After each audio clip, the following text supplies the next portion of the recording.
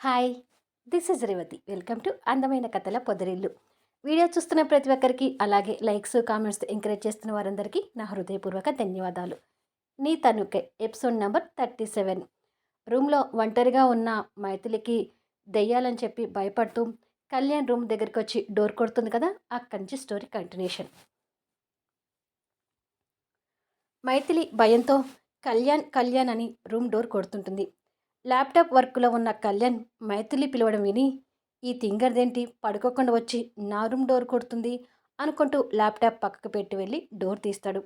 ఎదురుగా మైథిలి భయపడడం చూసి, ఏమైందెనిమి అని అడుగుతాడు. నిద్రపోదామని పడుకున్నాను కళ్యాణ్, అంతలోనే హర్రర్ మూవీలో ఉన్న దెయ్యం వచ్చి నా గొంతు పట్టుకుంది అంటుంది భయపడుతూ. ఆ మాటలకి కళ్యాణ్ ఆశ్చర్యపోయి తనని వెటకరంగా చూస్తూ, ఆహా, దెయ్యానికి మరో పని లేక నీ గొంతే వచ్చి పట్టుకుందా అని అడుగుతాడు. నేను చెప్పేది నిజం కళ్యాణ్, అనవసరంగా హర్రర్ మూవీ చూశాను. ఆ దెయ్యం వచ్చి నన్ను చంపాలని నా గొంతు పట్టుకుంది. నిజం చెప్పాలంటే నాకు చిన్నతనం నుంచి ఒంటరిగా ఉండాలంటే భయం. నేను రోజు మా చంద్రిక పక్కన పడుకుంటాను. అలాంటిది ఇలా ఒంటరిగా పడుకునేసరికి మూవీలో ఉన్న దెయ్యాలు నా దగ్గరకు వచ్చి నన్ను చంపాలని చూస్తున్నాయి అంటుంది భయపడుతూ. కళ్యాణ్ కాస్త చిరాకు పడుతూ, ఆ దెయ్యాలు నిన్ను చంపడం ఏమో కానీ నీ తెంగిరి మాటలతో నన్ను చంపుతున్నావు. ఇప్పుడేమంటావు? నన్ను వచ్చి ఆ దెయ్యంతో ఫైట్ చేయమంటావా అని అడుగుతాడు. అమ్మో, దెయ్యంతో ఫైటా? ఆ దెయ్యం నిన్ను కూడా చంపేస్తుందేమో. అంత అవసరం లేదులే కళ్యాణ్ అంటుంది. మరి ఇప్పుడు ఏం చేయమంటావు అని అడుగుతాడు అదే చిరాకుతో. నేను కూడా నీతో పాటు నీ రూమ్లో ఉంటాను అంటుంది. ఏంటి, నా రూమ్లోనా? నా రూమ్లో పడుకుంటే 3 నెలలకి నీకు కడుపు కాకరకాయ తెప్పిస్తానని ఏవో డైలాగ్స్ చెప్పావు కదా, ఇప్పుడెలా పడుకుంటావు అంటాడు దెప్పి పొడుస్తున్నట్టుగా. అంటే నీ రూమ్లో పడుకోవాలన్నా నాకు భయంగానే ఉంటుంది. కాకపోతే నేను ఈ రాత్రికి నిద్రపోకుండా ఊరిక కూర్చుంటాను అంటుంది. కూర్చున్నా కూడా నేను నిన్ను వదిలేస్తానని గ్యారంటీ ఏంటి అంటాడు. అంటే అప్పుడప్పుడు నువ్వు మంచివాడివే కళ్యాణ్, కాస్త ఈ నైట్ కూడా నువ్వు మంచివాడిగా ఉండవా, ప్లీజ్ ప్లీజ్ అని రిక్వెస్ట్ చేస్తుంది చలికి వణుకుతూ. సరే, చలి బాగా ఉంది, ముందు లోపలికి రా అంటాడు. అప్పటికే ఇంకా భయపడుతున్న మైథిలి టక్కున లోపలికి వచ్చి, నా లగేజ్ ఆ రూమ్లోనే ఉండిపోయింది కళ్యాణ్ అంటుంది. నేను వెళ్ళి తీసుకొస్తానులే అని వెళ్తాడు. కొన్ని క్షణాలకు కళ్యాణ్ తన హ్యాండ్ బ్యాగ్, బట్టల బ్యాగ్ తీసుకొని రూమ్లోకి వచ్చేసరికి మైథిలి బెడ్ మీద మధ్యకి పిల్లోస్తో వాలు కట్టి చలికి వణుకుతూ కూర్చుంటుంది. కళ్యాణ్ ఆ దిండుగోడ వైపు చూస్తుండగానే మైథిలి టక్కున కళ్యాణ్ దగ్గరకు వచ్చి కళ్యాణ్ చేతిలోని హ్యాండ్ బ్యాగ్ తీసుకొని అందులో నుంచి పెప్పర్ స్ప్రే తీసి, అమ్మయ్య ఉంది అని అనుకుంటుంది. తన భయానికి, ఆత్రానికి కళ్యాణ్ నవ్వుతూ దిండుగోడ వైపు చూసి, ఇటుక సిమెంట్ ఉంటే బెడ్ మీద ఏకంగా డూప్లెక్స్ కట్టేటట్టుగా ఉన్నావే అంటాడు.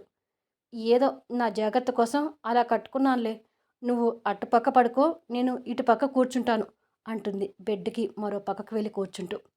కళ్యాణ్ నవ్వుకుంటూ, నేను అప్పుడే పడుకోనులే, కాస్త వర్క్ ఉంది, అది చేసుకోవాలి అని కళ్యాణ్ మరో పక్కకు వచ్చి ల్యాప్టాప్ చేతిలో తీసుకుంటాడు. ఇద్దరు దిండుగోడకి చెరో పక్క ఉంటారు. మైథిలి చేతిలో పెప్పర్ స్ప్రే పట్టుకొని చలికి రగ్గును చుట్టుకొని కూర్చొని, రోజు మా చంద్రిక నన్ను హగ్ చేసుకొని పడుకుంటుంది.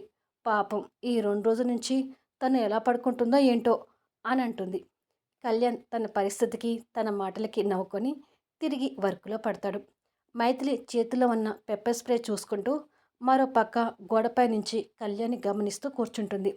నిజానికి కళ్యాణ్ వర్క్లో మునిగిపోయి తన వైపు కూడా చూడటం లేదు.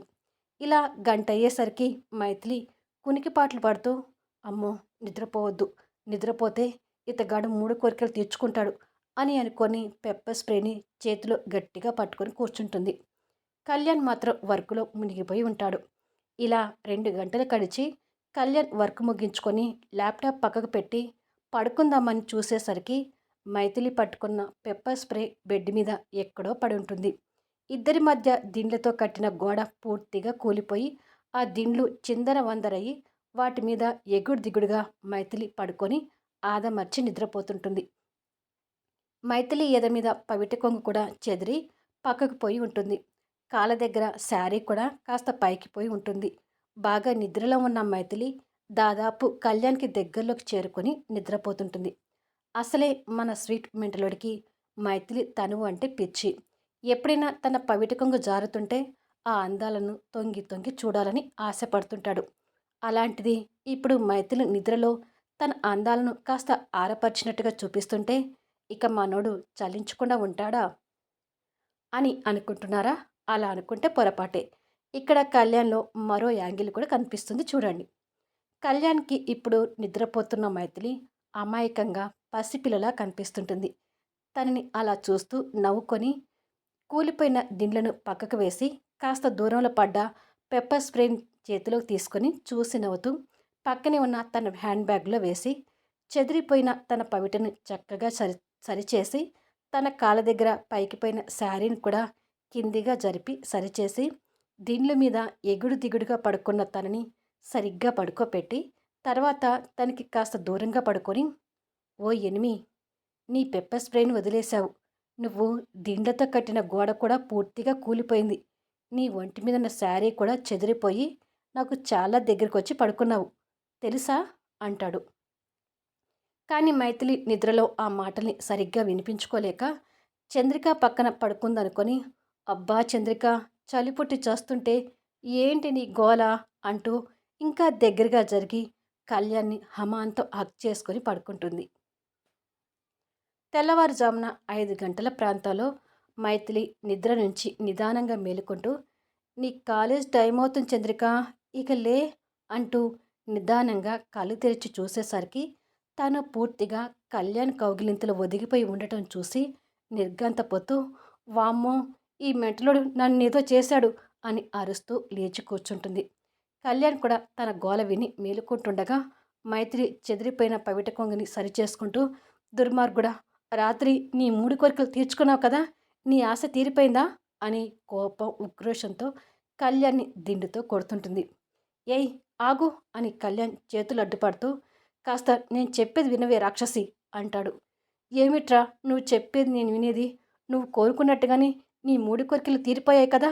అసలు బిజినెస్ మీటింగ్ పేరుతో నన్ను ఊటికి తీసుకొచ్చిందే నీ కోరికలు తీర్చుకోవడానికి కదా అని కళ్యాణ్కి మాట్లాడడానికి కూడా ఛాన్స్ ఇవ్వకుండా దిండుతో కొడుతుంటుంది. నేను చెప్పేది విను మెంటలు అని కళ్యాణ్ తన చేతుల నుంచి దిండు గుంజుకోవడానికి కలబడుతుంటాడు. మైథిలి కూడా అంతకు అంత కలబడుతూ, నిన్ను దిండుతో కాదురా కొట్టేది, కత్తి పెట్టి పొడిచి చంపేయాలి అని ఉక్రోషంతో కళ్యాణ్ మీద ఎగబడుతుంటుంది. కళ్యాణ్ కోపంతో తన చేతుల నుంచి దిండు గుంజుకొని, ఏ మెంటల్ దానా, నన్ను మెంటలోడి అంటావు కానీ అసలు నువ్వే పెద్ద మెంటల్ దానివి, కాస్త నీ ఉక్రోషం తగ్గించుకొని నేను చెప్పేది వింటావా అని గట్టిగా అరుస్తాడు. దాంతో మైథిలి సైలెంట్ అయి చూస్తుంటుంది. రాత్రి నువ్వు కూర్చున్నంతసేపు కూర్చొని ఎప్పుడు నిద్రపోయావో తెలీదు అని పెప్పర్ స్ప్రే వదిలేసిన దగ్గర నుంచి చంద్రిక అనుకొని హక్ చేసుకోవడం వరకు మొత్తం చెప్తాడు. అది విన్న మైథిలి తల పట్టుకుంటూ, అలా చేశానా అంటుంది. అలాగే చేశావు. చెదిరిపోయిన నీ శారీని సరిచేసి చలికి వణుకుతున్న నిన్ను చూస్తే పసిపిల్లల దగ్గరికి తీసుకొని పడుకోబెట్టుకున్నాను కానీ నేను కనీసం తప్పుడు భావంతో కూడా చూడలేదు అంటాడు. మైథిలి ఇబ్బందిగా చూస్తూ, అంటే కళ్యాణ్, నువ్వు ఎప్పుడు నాతో చెడుగా ప్రవర్తిస్తావు కదా, అందుకే అలా ఊహించుకున్నాను అంటుంది. నీ అనుమతి నీ సహకారం లేకుండా నిన్ను అనుభవించకూడదనుకున్నాను కదా, అలా ఎలా ఊహించుకుంటావు? పైగా రాత్రి నువ్వు చలికి వణుకుతూ పసిపాపలా కనిపించావు, అందుకే అసలు ఆ దృష్టితోనే చూడలేదు అని నిదానంగా చెప్పి మళ్ళీ అంతలోనే కాస్త వాయిస్ పెంచుతూ, అలా అని నేను మారిపోయానని మంచివాణ్ణని అనుకోకు. నీ తనువు మీదున్న నా 3 కోరికల్ని ఎప్పటికీ చంపుకోను, నిన్ను అనుభవించకుండా ఊరుకోను అంటాడు. వీవర్స్ ఫీలింగ్, కాసేపైనా నువ్వు మంచివాడివినా అనుకోనివరా నాయనా. ఆ మాటలకు మైథిలి అలా చూస్తుండగానే కళ్యాణ్ బెడ్ నుంచి లేచి టవల్ తీసుకొని మెడ మీద వేసుకుంటూ, రాత్రి నీ టైం బాగుంది కాబట్టి బతికిపోయావు, అంతే తప్ప లోపల నా క్యారెక్టర్ అలాగే ఉంది, నాది మారిపోయే యాటిట్యూడ్ కాదు అంటూ వాష్రూమ్లోకి వెళ్తుండగా మైథిలి బెడ్ నుంచి లేస్తూ, నీ కోరికలు తీర్చుకోవడానికి నా అనుమతి సహకారం లభిస్తుందని అస్సలు ఆశపడు కళ్యాణ్, అది ఎప్పటికీ జరగదు అంటుంది కాస్త కోపంతో. వాష్రూమ్కి వెళ్ళబోతున్న కళ్యాణ్ ఆ మాటలు విని ఆగి తన దగ్గరికి వచ్చి, జరగదు అని గట్టిగా అనుకోకు, జరిగేలా చేస్తాను. ఒకవేళ అలా జరగకుండా నా చెయ్యి జారిపోతావని తెలిస్తే అంటే ఇంకొక మగాడి జీవితంలోకి వెళ్ళాలని చూస్తే మాత్రం ఇక నీ అనుమతి కోసం కూడా ఎదురు చూడను. నిన్ను బలవంతంగానైనా దక్కించుకుంటాను అంటాడు.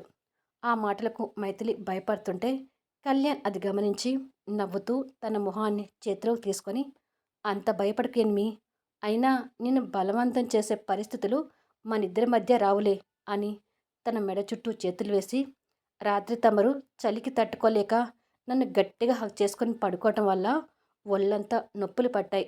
వేడి నీళ్ళతో స్నానం చేసే వరకు ఈ నొప్పులు తగ్గేటట్టుగా లేవు అంటాడు నవ్వుతూ. ఆ మాటలకు ఈసారి మైథిలి సిగ్గుతో తలదించుకుంటుంది.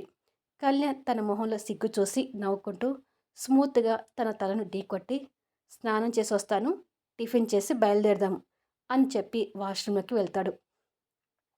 మైథిలి చైర్లో కూర్చొని ఆలోచిస్తూ, ముందు ముందు ఏం జరుగుతుందో నాకు తెలియదు కానీ రాత్రి మాత్రం అవకాశం ఉన్నా కూడా నువ్వు నన్ను ఏమీ చేయలేదు కళ్యాణ్. ఈ విషయంలో నిన్ను మెచ్చుకోకుండా ఉండలేకపోతున్నాను. అదే నీ స్థానంలో ఇంకొక మగవాడు ఉంటే ఊహించుకోవడానికి భయంగా ఉంది. నువ్వు నాకు ఎప్పటికీ అర్థం కావేమో కళ్యాణ్ అని ఆలోచిస్తుంటుంది. మరికొద్దిసేపటికి ఇద్దరూ ఊటీ నుంచి బయలుదేరతారు. పాయిజన్ మూన్ ట్రిప్ అలా ముగిసింది. అదే రోజు శ్రేయ కారులో శశిధర్ని కలవడానికి వెళ్తూ, ఆ శశిధర్ని కలిస్తే ఖచ్చితంగా నాకు పనికి వచ్చే విషయాలు తెలుస్తాయి, అప్పుడు చూసుకుంటాను మైథిలి సంగతి అని ఆలోచించుకుంటూ డ్రైవింగ్ చేస్తుండగా రోడ్డు మీద మోహన్ ఓ షాప్ ముందు బైక్ పెట్టి ఆ షాప్లోకి వెళ్ళడం చూసి, వీడు నా మీద సబ్బు నీళ్ళు పోసినాడు కదా అని ఆ సంఘటనని గుర్తుకు తెచ్చుకొని మండిపోతూ, చెప్తాను వీడి సంగతి అనుకుంటూ కావాలని మోహన్ బైక్కి డాష్ ఇస్తుంది. షాప్లోకి వెళ్ళే మోహన్ తిరిగి చూసి బైక్ డ్యామేజ్ అయి కింద పడి ఉంటుంది. ఎవరు గుద్దారని అంటూ అటుగా చూసేసరికి శ్రేయ చేతుల కళ్ళజోడు పట్టుకొని తిప్పుతూ కారు కానుకొని నిలబడి మోహన్ వైపు పొగరుగా చూస్తుంటుంది. మోహన్ ముందు తనని చూసి ఆశ్చర్యపోయి తర్వాత కోపంగా తన దగ్గరికి వచ్చి, ఏయ్ నీకేమని పిచ్చా, ఎందుకు నా బైక్కి డాష్ ఇచ్చావు అని అడుగుతాడు.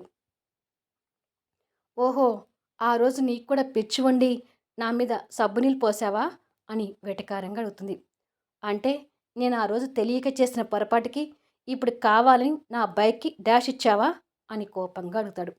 అవును, నాతో పెట్టుకుంటే ఎవరికైనా గడ్డి తినిపిస్తాను, అది నిరూపించడానికే ఇలా చేశాను అంటుంది పొగరుగా.